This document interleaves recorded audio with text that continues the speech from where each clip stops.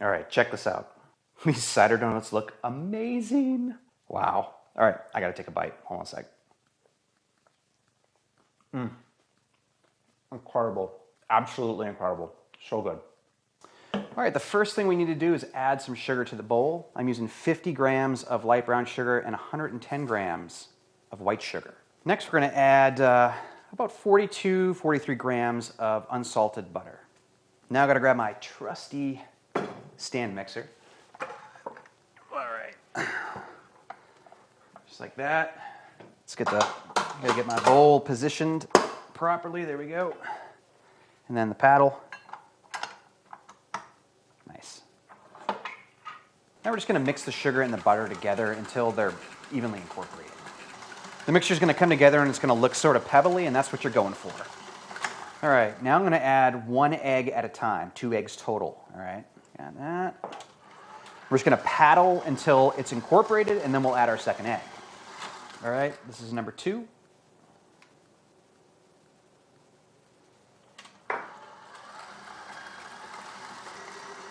All right, so the batter or the dough, whatever you want to call it, is that's what it should look like at this point. Now we need to add 220 grams of sour cream. Now I'm using sour cream because it's going to give us a really nice, moist and tender donut. You can use buttermilk, but your end result's going to be a little crumbly, I guess. It'll still be a nice donut, but there.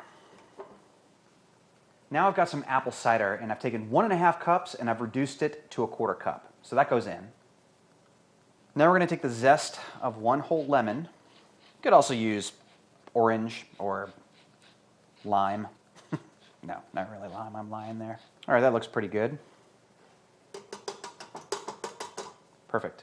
Now we're going to grab 1 vanilla bean, and that goes in the bowl. Now we're going to mix these ingredients together until everything is homogeneous and incorporated thoroughly, all right? This should only take about, I don't know, 10 seconds or so, 20 seconds. Yeah, that looks good.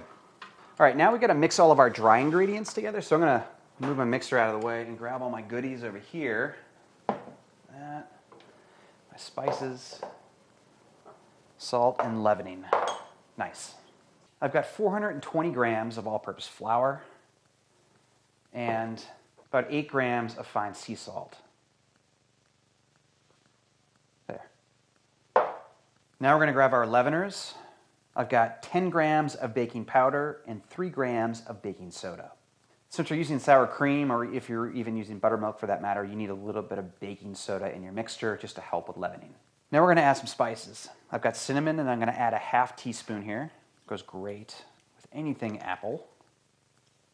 We also have ground cloves. Don't go too heavy in the cloves, all right? This stuff's pretty strong. I'm going to add about 1/8 of a teaspoon. Yeah, like that. Okay. Finally, nutmeg. And I have whole nutmeg, so I got to grate this. I can't just spoon it out of a jar. All right, that looks pretty good. Now we need to mix these ingredients together really well. You want to make sure the leaveners are spread out through the flour and the other ingredients in here, or else you'll get an uneven batter or dough, whatever you want to call this thing. It's kind of in between. It's like a dough and a batter. Anyways, this looks pretty good. All set. Now we're going to add these ingredients into our wet ingredients to make our final dough batter thingy. All right, so to do that, just add a few scoops at a time. Don't go all in all at once. I'm usually put in a few cups here. Let's just do 2. There we go. Then process everything until the flour or the dry ingredients are totally incorporated into the wet ingredients. Then go back in and add another cup or 2, just like so, until everything is mixed together. I think that's, yeah, that looks pretty good. I think we're ready here. Got to give it a little taste. That's good stuff. All right, let's move this to the side here. We need to grab some parchment paper. And I'm going to flour this guy pretty generously, just like this. Nice coating of flour over the parchment. That way our cider dough won't stick. when we stamp and you know, stamp out our donuts later on. So I'm just going to turn this out onto the parchment, and it's really wet, okay? So we're going to need to use some more flour on top so we can handle it. So just a little bit more on top here. That's good. That looks good. Perfect. And then I'm just going to push this down with my hands to start. And we want the dough to be about a 1/2 inch tall. So once you have it down to about the right size, grab my trusty rolling pin here. I'm just going to go over it and get it as flat as I can. Just like this. That looks like about a 1/2 inch. What do you guys think? Yeah? I think we're good. Something like that. Okay? And now I'm just going to transfer my dough onto the sheet pan. Just like that. We're going to put this in the fridge and let it chill for about 2 hours. That way it's going to firm up and it'll be easier to stamp out our donuts from it. Okay? So 2 hours. All right, guys. This has been 2 hours and this dough has firmed up nicely. Okay? Now it's time to cut them. Form your little donuts. I have ring molds here. I don't have a donut cutter. So I'm going to use a 3 1/4 inch and a 1 1/2 inch ring mold. And I'm just going to stamp like this and push down like so. And then I'm going to go in with this 1 1/2 inch and just stamp out the middle like that. Okay? And then it's just a matter of pulling that dough out. And because it's been refrigerated, it makes it a lot easier to do that, see? And I have these little pieces of parchment paper cut up that I'm just going to rest my donut dough on. Just like that, see? Now I have a donut ready to go in the fryer. And these little guys, well, these can be donut holes, all right? So just grab a little bit of flour and coat it like this, and then just roll it into a ball, and you got a donut hole. I almost forgot to mention, have some flour on hand and dip your cutter into the flour before you go back in and stamp out another donut, or else it's going to get pretty sticky and the dough is going to want to stick to your ring mold and it'll just become a mess. All right, I've got 7 donuts already cut and I've got some dough left over. What I'm going to do is I'm just going to take it off of this parchment because there's a lot of extra flour there. And I'm just going to press this back together and roll it out again and restamp or stamp more donuts. Now, these donuts, the second batch of donuts here, it's not going to be quite as good as the first, but you don't want any leftover dough, okay? You want to use as much of it as possible. It's kind of like when you're making biscuits. Same deal. There you go.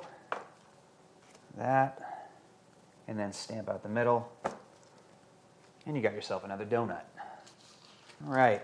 So I have 2, 4, 6, 8, 10, 11 donuts total. Time to go over to the stove here. We're going to deep fry these guys up, and then we'll coat them with some sugar and a little bit of cinnamon, and then we'll taste them, all right? All right, I've got some high smoke point, a neutral flavored oil set up here. It's at 350 degrees Fahrenheit, 177 degrees Celsius, and I'm just going to carefully add my donuts to this oil. And they're going to sink at first, but then they'll float right back up to the surface. And we're going to fry them for about 1.5 minutes on each side. Come on, flip over for me. Here we go. Fresh out of the fryer. These guys are looking GBD.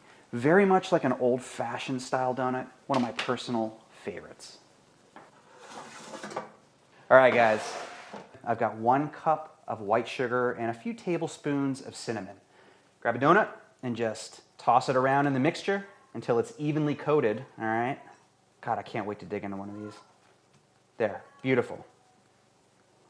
All right, it's time to taste them. Oh, nice. Outside, still got a little bit of a, texture, it's kind of firm on the outside of the donut, but the inside, that's super, super cakey.